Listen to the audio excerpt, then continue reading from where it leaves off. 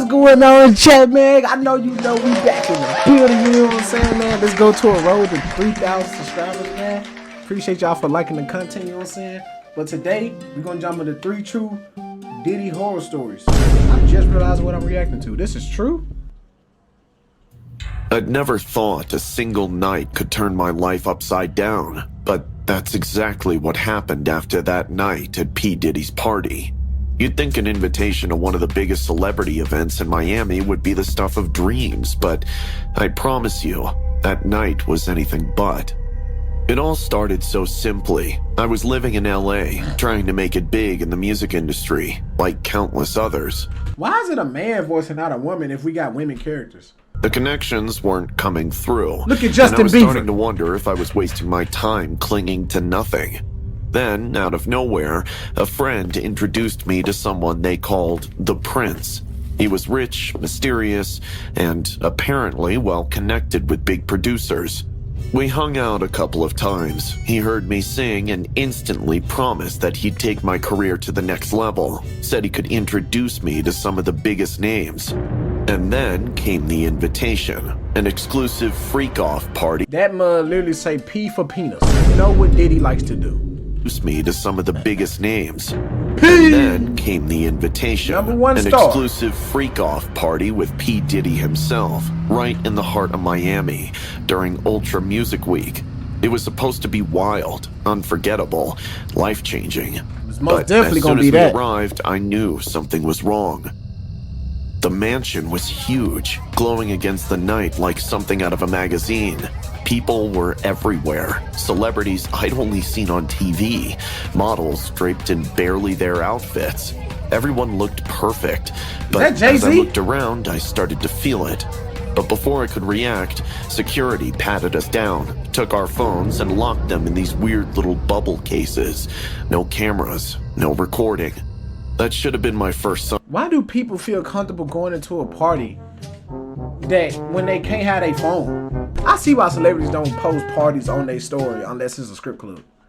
They weren't preventing pictures. They were hiding something big and nasty. Back then, I was naive enough to brush it off, thinking it was just some high-profile security measure. This was a private party, after all. Inside, everything felt different. It was dark. Too dark, even with all the lights and music. I could see people in the pool, already tipsy, some skinny dipping as waiters walked around, handing out drinks. The air was laced with smoke and the thick scent of perfume. I tried to fit in, holding a drink, but something in me told me not to sip. It felt like eyes were on me, even when I wasn't looking. Then, out of the crowd, I noticed him, P. Diddy. This nigga looked like he just got done doing something illegal, bro. Why is this nigga eyes red? He wasn't just a party host. He was the king of the court, strolling through the rooms, eyes gleaming, watching everything like a hawk. Then he spotted me. He stared and nodded, as if I'd been singled out. At first, he kept his distance, just glancing at me now and then, almost like he was studying me. I started to feel a strange tension. Everywhere I turned, he seemed to be there, watching from a dark corner, or smiling to himself, like he knew something I didn't. Bro, no, After a no while, way. things got weirder. A man approached me, one of Diddy's sons, I think, and handed me a pair of white terry cloth slippers. Go, he said. It's for VIPs only. I looked back, wanting to bring the Prince along, but he waved me off. Just you, he said with a grin. My gut screamed at me to leave right then, but I told myself that this was my shot. I'd made it this far. I couldn't turn back now. Inside the house, it was worse. The lights were dim, but I could make out everything. People were doing things. Oh my goodness, man. In each What? corner, there was something more bizarre, something so nasty the food would churn in your stomach. It was like watching a nightmare come alive. People dressed in strange costumes, indulging in fetishes, things I'd Oh no, Diddy is a weird nigga, bro. In one room though? only seen in movies. That's him right In the center of it all was P. Diddy, watching everyone, his gaze sweeping over the room like a predator stalking his prey. And then he locked eyes with me. I wanted to look away, but I was terrified. There was this darkness in his eyes, something almost inhuman. He started walking toward me, slow, deliberate, that same predatory grin plastered on his face. My heart was pounding, every instinct was screaming for me to run. But his words? Oh, his words are what froze me in place. Enjoying my little party? You know, your life will never be the same after tonight. Oh my goodness, bro. This dude here. Then he was gone, leaving me standing there, trying to catch my breath. I couldn't stay any longer. I turned to leave, but before I could reach the door, he was there again, blocking my way. His hand Bro, this nigga is not this big. Bro, y'all is over-exaggerating. rested heavily on my shoulder. I forced a smile and tried to brush past him, but he grabbed my arm, pulling me closer and whispering, "Don't worry, you'll get used to it eventually." His voice was dripping with something sinister. I don't want to. I jerked away. My skin crawled at his touch as I stumbled toward the exit. The prince was waiting by the exit with a sick smile on his face. This nigga then took drugs, bro. He'd known all along. I could see it now. The entire night was a setup, a trap. I thought you wanted to make it big. He smirked, inching closer. With all my strength, I pushed past him and ran. I only remember running around the mansion like a maniac until I spotted an unguarded opening. It was towards the forest. I somehow managed to escape and hail a cab. My heart raced the entire way home. When I finally got back to my place, I realized just how close I'd come to something unspeakable. I'd heard stories about the industry, about the things people would do for fame, but I'd never truly believed it to be that horrifying until that night.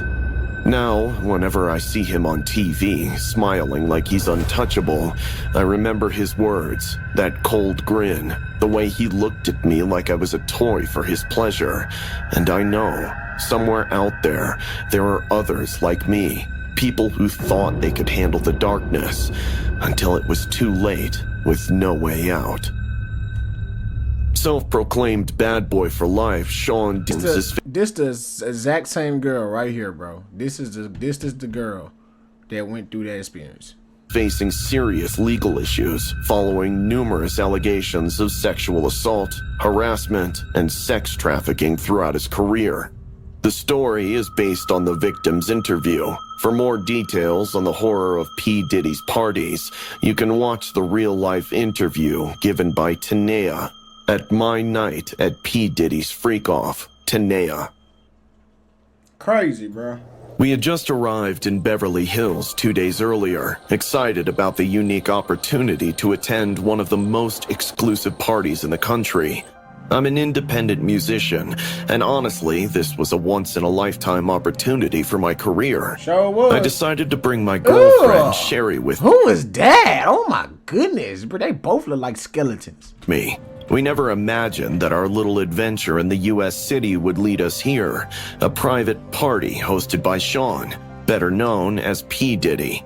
One of his famous white parties.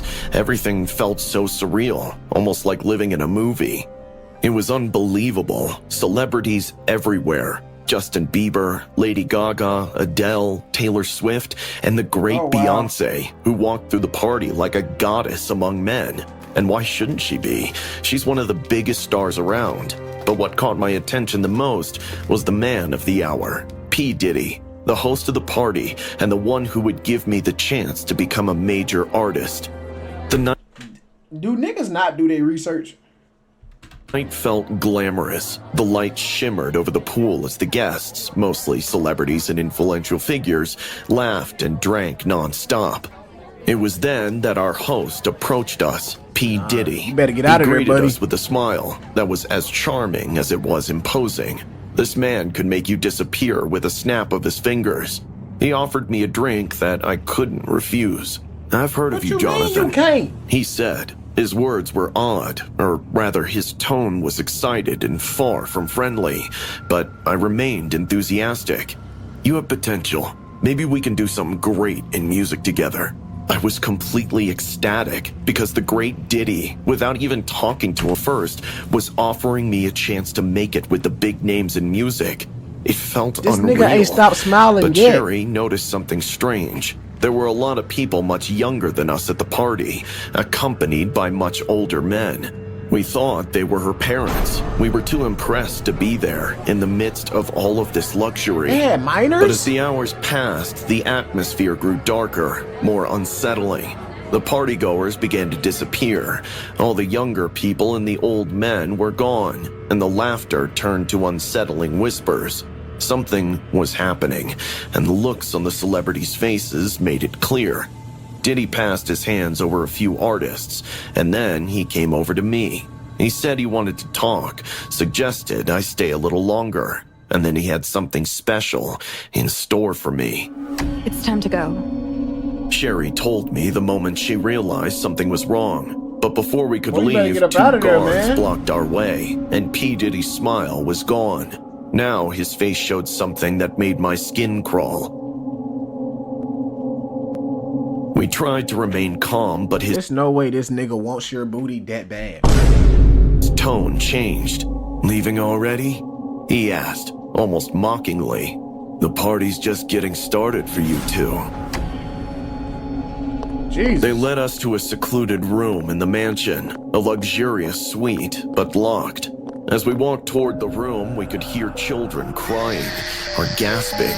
It was terrifying. Gasping? We wanted to leave, but they wouldn't let us. This gotta be the Once craziest thing I inside, we react to. realized that we were prisoners there. Pete Kids in there getting things in their mouth, bro? What you mean gasping? Bro, no way. Diddy wanted something from me, and it wasn't just a music deal. We had been tricked, lured into a trap with no way out. My heart raced as I tried to find a way to escape while Sherry was terrified, and I couldn't stop thinking about how to protect her. And that's his girlfriend, bro. But it was no use. This night wasn't about us or our safety. It was about fulfilling the sick desires of someone who had been playing us from the beginning. Muffled screams, banging on the door.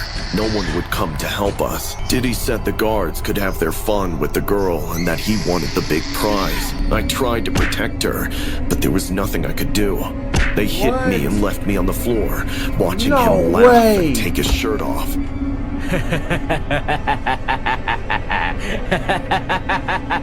No way he out here moving like this. Please stop! Oh my Let her goodness. go! You will not interrupt my men. Oh my god, bro. Let her go! What? He shot this nigga? Oh, he killed him? Sean Diddy Combs, known for his legendary white party events, has gone from being a dominant figure in the entertainment industry to facing serious Who was that supposed to have been died? Cause it says it's true. criminal charges. The gatherings, attended by stars including Justin Bieber, Mariah Carey, and Paris Hilton, were once seen as the event of the year, but are now mired in allegations of abuse and exploitation, with some attendees claiming they were victims of it all. The U.S. Attorney's Office has accused Combs of sex trafficking and racketeering, with more than a dozen civil lawsuits alleging sexual abuse, extortion, and violence. The lawsuits describe an environment in which drugs and threats were allegedly used to coerce people, I don't like the way he and looking, some bro. participants said they felt intimidated by Combs's power in the industry. In one such case, singer Cassie, Combs's ex-girlfriend, accused him of extreme I know she went through it. manipulation and abuse. In addition, the so-called freak-off parties, secret events marked by excess and violence, were a key element of the federal charges. Combs's downfall has rocked the industry, and activists hope it'll lead to a shift towards greater accountability. Despite his denial of the charges, the world is watching the trial, scheduled for 2025, to learn the fate of the once powerful hip-hop mogul. Man, there's no I'll way never he forget killed that nigga, harrowing bro. night. I went to a mansion party And raped thinking it his was just girl. another Hollywood opportunity.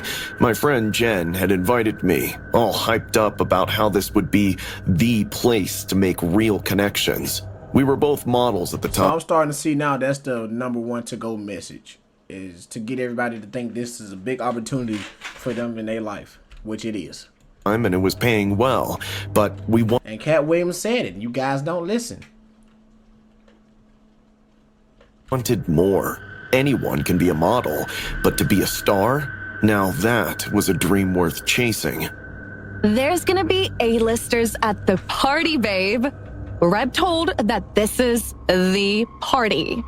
We can't miss this, babe.